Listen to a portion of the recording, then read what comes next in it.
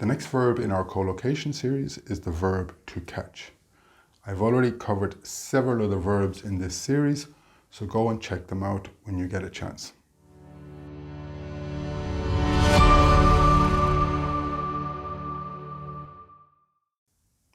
So you probably already know the root meaning of catch, which means to take possession of something with your hands, like catch a ball or catch something that is falling.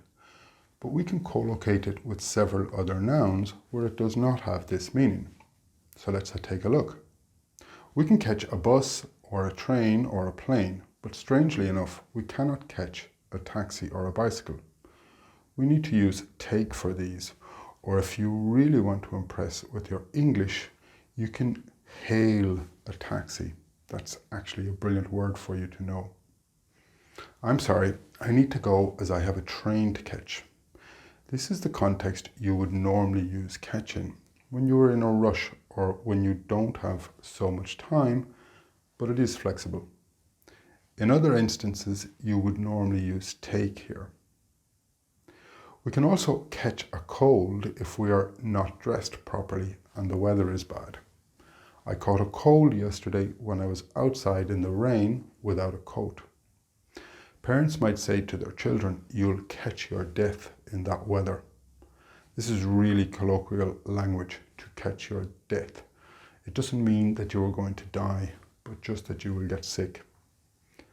Something can catch fire if it is really dry and there is a spark or severe heat, for example.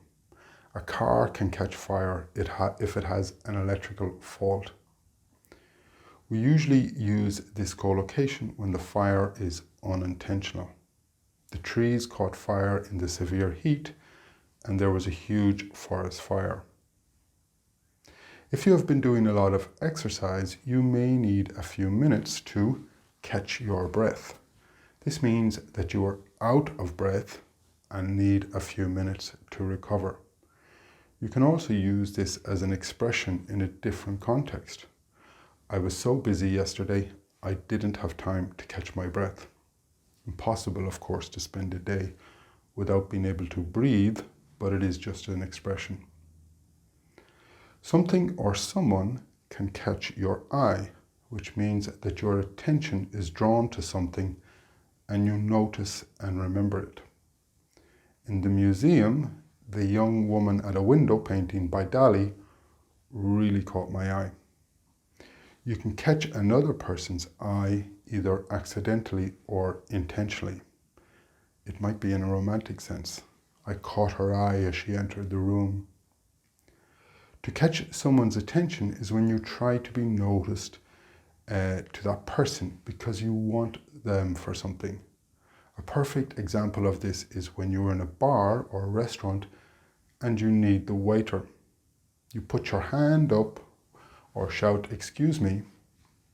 In Spain, you shout "Perdona" very loudly, and this is something that I don't do very well. It never seems to work for me, but then a Spanish friend will do it, and the waiter hears it immediately. It's the way Spanish speakers shout it that I just can't seem to get right. We use catch when talking about crime. The police catch criminals. He was caught robbing a bank. It doesn't have to be a crime and can be used in other contexts. I caught my son eating chocolate before he went to bed. That sort of thing. Here's an expression for you which is related. To be caught red-handed, which means to be caught in the act of committing the crime. Note the verb collocation, commit a crime. It's not do a crime. The context might be that there is a video of the person committing the crime or some other overwhelming evidence, but it is also quite flexible. I caught my son red-handed when he was eating the chocolate. I'm going to give you one commonly used phrasal verb in this lesson, and that is with the preposition up, to catch up. We use this form in multiple scenarios. The first one can be in a physical sense. For example, if you are in a race and you are behind the leader, you probably want to catch up with the leader. This means to be in the same position as the leader. In a similar context, if you're studying for something and you are behind with your studies, you may have to work a little bit harder to catch up.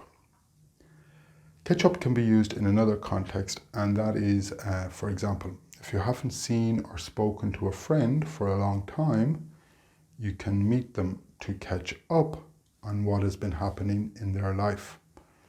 Ponerse al día in Spanish.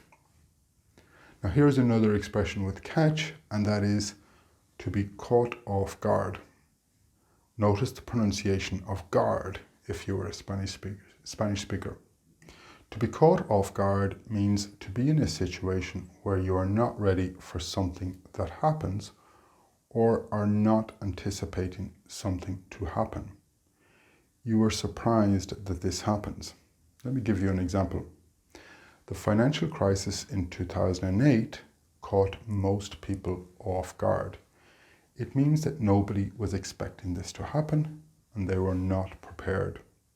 Winning a Nobel Prize caught him completely off guard as he was not expecting it at all. Another very similar expression, and can be used in the same way in most contexts, is to be caught on the hop. Coming up is the extra learning section where I discuss other aspects of the language that are related to things discussed in this lesson and some more advanced uses of the language. So make sure to continue watching. So let's have a look at other language matters related to the language I used in the lesson. So I said to catch a cold, but we can also say have a cold. I want to highlight this particularly for Spanish speakers because every one of my students say, I have cold.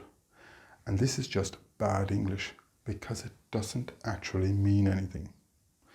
It's not clear if you want to say, I am cold, tengo frío, or I have a cold, estoy resfriado. Notice one uses the verb to be and there is no article a, and the other uses the verb have and there is an article. There is a big difference between both of these, so try not to make this mistake. I used to be out of breath, which is very good English, but I wanted to show you to be out of has other useful meanings, and that is that you don't have something left. That something will depend on the context. So for example, if you're in a shop and you ask for bread and the shopkeeper has sold all his bread, then he may say to you, I'm sorry, but I'm out of bread. He might also say, I have none left, no me queda in Spanish. These have the same meaning. Also note here, the breath is the noun, but the verb has a ni, and the end is pronounced breathe, the longer vowel sound. Can you hear it? Breathe. Another use of to be out of is when the date on a product, yogurt for example, has passed, then you can say this yogurt is out of date and it's probably best not to eat it.